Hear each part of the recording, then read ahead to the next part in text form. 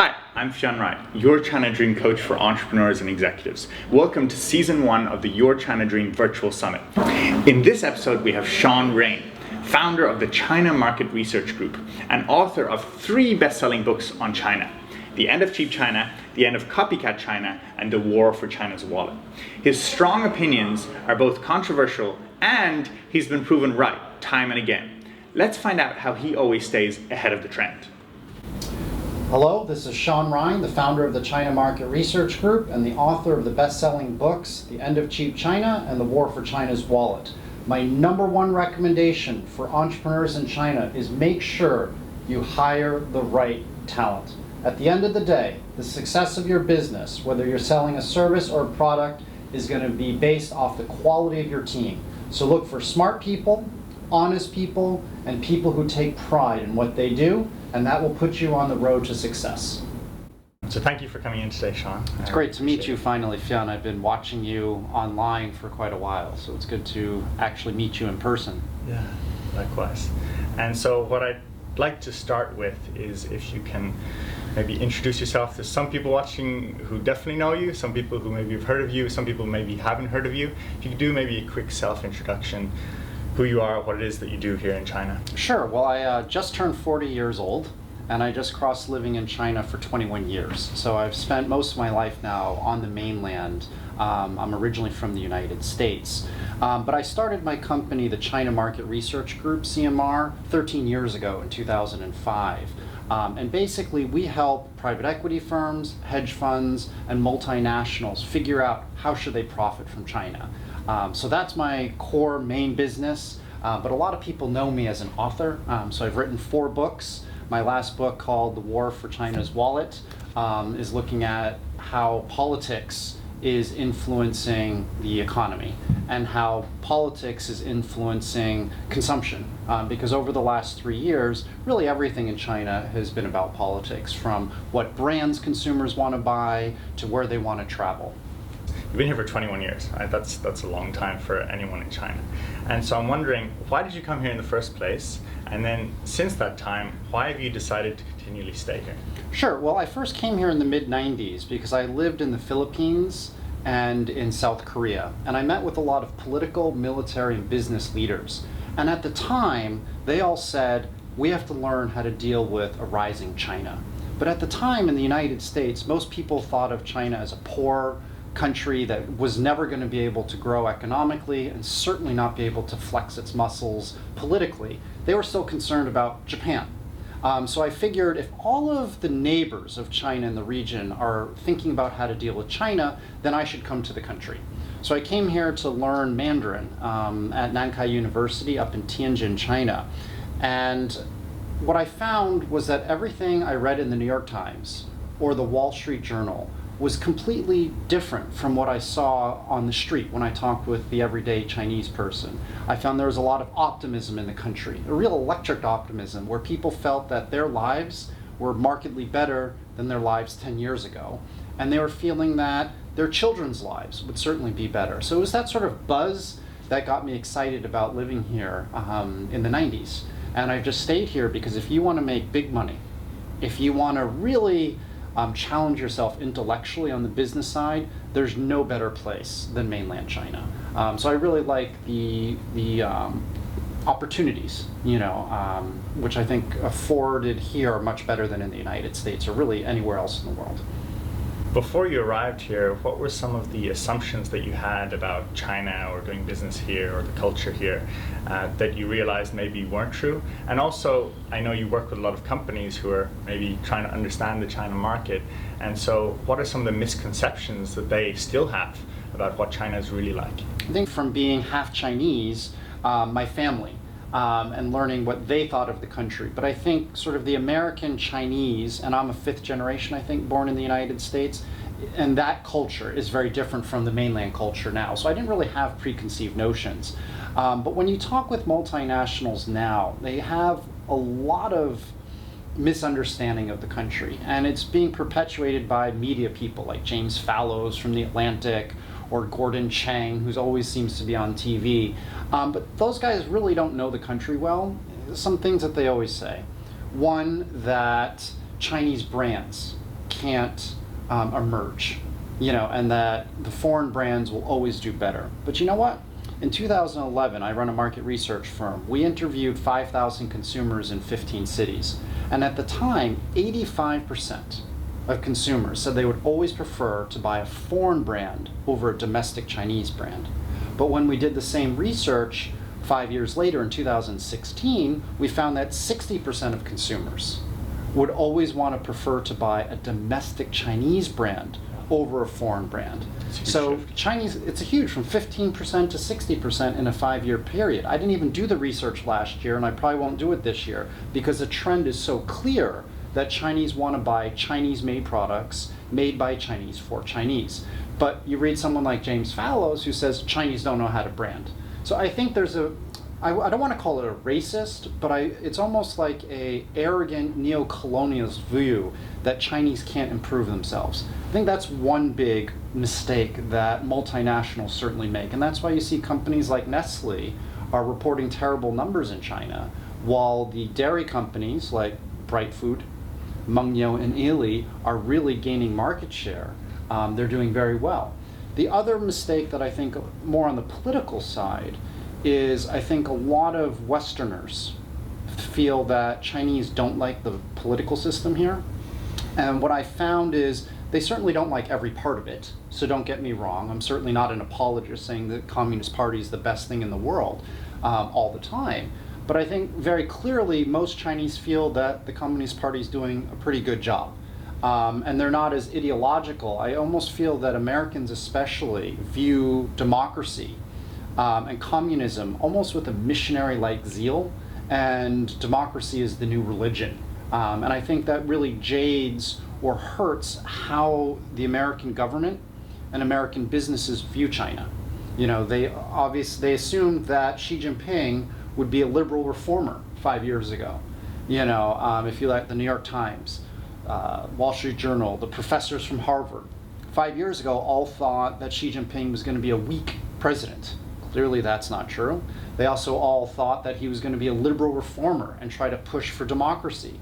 But when you really analyze who he is and his background, and you analyze what Chinese people think, you know that they're actually pretty happy with the Communist Party. Again, there are lots of warts, and there are a lot of things that need to be improved upon.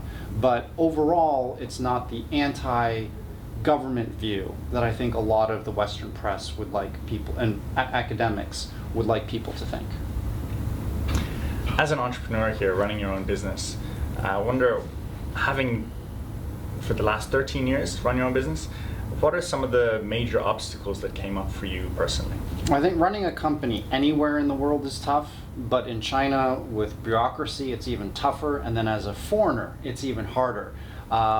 So what I recommend to entrepreneurs here, and it's a great place to try, is a couple things. First, always overestimate how much things are going to cost here.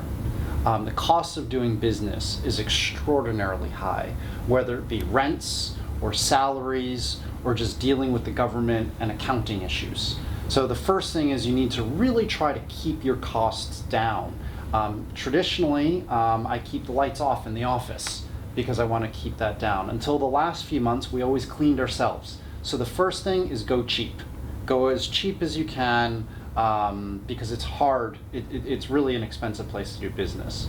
The second thing is make sure you hire the right talent. I'm a big believer that a business with good employees, good colleagues, is going to be able to grow. And I think that's probably what my personal greatest talent is I'm very good at finding people that I think have motivation, have brains, and can be independent. That's the key. So like my first hire, Ben Cavender, I hired him in 2006, I think it was. So he's been with me almost 12 years now, and he basically is fabulous and runs the company day to day because I'm traveling everywhere. So the first thing is keep your costs down. The second thing is hire great people and give them the independence to run. I find too many entrepreneurs micromanage, and I'm not a believer in that. So actually before CMR, I've started other companies. I failed, but I also used to be in venture capital, and I still do a lot of investing now. And what I found in my career is at the end of the day, a good management team can make profits from a bad product, but a terrible management team will fail even if you have the greatest product or the greatest service. In terms of finding talent here in China, I hear this again and again from entrepreneurs when I'm talking to them. What is your personal process that you go through in terms of finding the right people? It's an absolute nightmare. I don't have a good solution for this.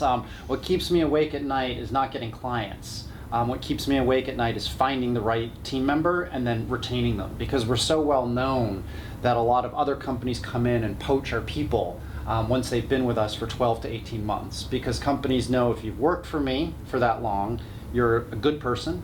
If somebody is a bad person, like immoral, I fire them immediately. They know that they're smart and they know that they're well trained. So what I do is I try to recruit people straight from college or grad school directly.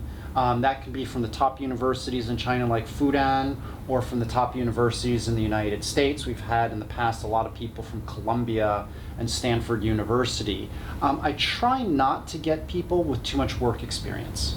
And the reason is that I find that not so much anymore, but previously, 10 years ago, there was a lack of morality in a lot of Chinese businesses. And so I found that once people had worked for 4 or 5 years in one of these companies, they started doing things in a bad way. They started to cut corners, they got a little lazy, and then you always have to worry about internal corruption and trust. I'm a big believer in honesty. So actually, when people apply for a job with me, one of the common questions they ask me is, what are you looking for? And I think they're thinking, do you want somebody from Harvard? Or do you want somebody with experience in consulting? The thing that I always say, the number one thing I want when hiring somebody is they have to be honest. If they lie to me once, they're gone. That's the biggest thing. The second thing I'm looking for are people who are hardworking and have this goal of excellence. They take pride in their work. So that might be sort of a wishy-washy answer to your question. I haven't figured it out, but that's what I'm looking for right now. So before you started CMR, you were in VC, you tried a few other companies. How is it that you came upon this niche, and how did you know it was the right one to run with? Well, so going back into my history a little bit, I've started 2 real companies before CMR. The first was I organized sort of 3,000 person dance parties, almost rave-like events in Canada. And I did that when I was in college. Montreal, where I went to college, has an 18 drinking age, while in the United States it's 21. So my main job was to attract college kids from the United States and ship them into Montreal and throw giant parties. That was a very, very profitable business, and that got me into the idea of I didn't want to work at Goldman Sachs. I didn't want to work at McKinsey, because I was making more money as a 19-year-old throwing parties than probably a vice president at a Goldman Sachs today makes. So that is what got me into my bug for entrepreneurship. My second company was a education firm. I started in Tianjin, China, and I ran that for 3 years, teaching English to 5-year-olds to 14-year-olds. The market position was that all of the teachers had to have gone to Harvard, and they were the teachers. So it was amazing, it was great marketing, tons of people signed up. My problem was actually getting people who graduated from Harvard who wanted to work in Tianjin. So that business was a total failure. I made about 50,000 RMB over 3 years. I couldn't even afford to buy a plane ticket back home. I was living in about $150 a month apartment. That was a real struggle, and I learned what not to do, and that gets into my idea of costs. You didn't want to do business where you had high real estate costs. You didn't want to do a business that had a lot of decoration costs. So that's why I've always been against the typical restaurant or something with brick and mortar stores, because the costs are too high. So at this point, I had succeeded once and failed once as an entrepreneur. And I worked for a couple other companies, startups, which didn't work very well. So I ended up going into venture capital. For a firm called Inter-Asia Venture Management, which was actually Asia's first venture capital firm. The firm had brought McDonald's to China, did 50% investment, and then sold back to McDonald's. Also brought IKEA to Asia. So a very successful firm. And they basically put me in charge of research, and then importantly, education and IT investing. So I looked at a company, I was trying to invest in a firm called WebCT, which is an e-learning software firm. And they said, we don't need your money, we would rather have you join us. So I ended up becoming the country head for China. I also oversaw our Taiwan and South Korea operations. In 2005, we sold the company for 180 million US to another firm called Blackboard, and I exited. And at the time, this was 2005, I was trying to figure out what should I do now. And I thought about, and I actually set up CMR to do angel investing. I was getting back into my venture capital route. But I decided that it can take 10 years, maybe more, before you get any profits in angel investing. So I thought maybe I'd hire a couple people and do some research on the side just to pay the bills. Then we got Apple as a client, and we did a big strategy project for them. Then we got a hedge fund that asked us to take a look at a potential investment. Then Lane Crawford engaged us to do their China strategy. So I was thinking, my gosh, this is potentially a real business. And then we beat Bain for a 5-year strategy project for DuPont, the chemical company. This was in 2007. And this is when I realized we have a real business here. So I didn't write a business plan. I didn't start CMR thinking this is what I want to do. It was very sort of haphazard. The market came to me. I thought maybe I'd be able to get small little SME type clients from the Midwest in America, and then I got Apple. Then I got DuPont. So that's when I split CMR into two. CMR Consulting, which I run, and then CMR Capital, which my wife runs. So that still does a lot of investing. We're not very well known for that. We're better known for CMR Consulting. That's what we talk about publicly.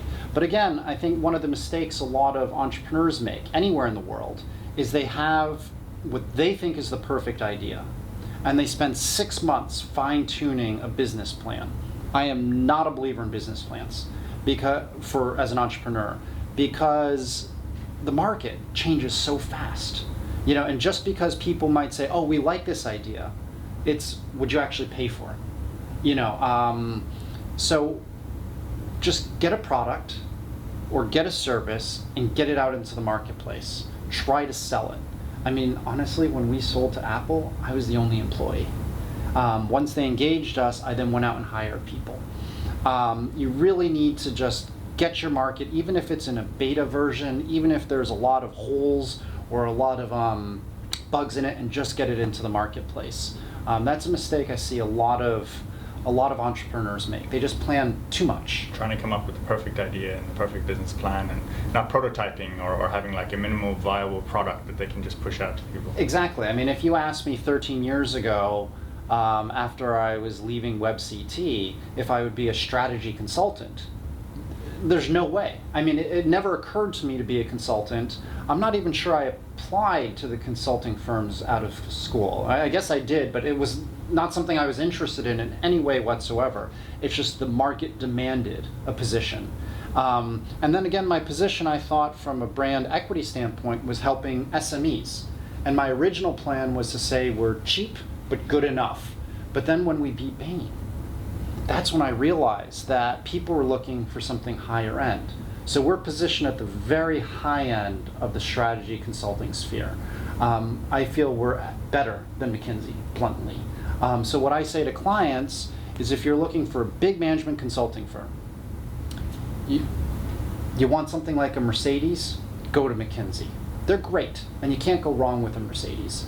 But if you're looking for something more bespoke, something really very high end, something like a Rolls-Royce or a Ferrari, you come to CMR.